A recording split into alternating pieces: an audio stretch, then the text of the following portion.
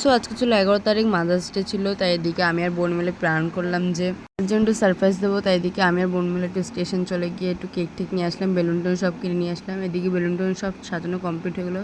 এদিকে কেকটা আমি সুন্দর করে বসিয়ে নিলাম।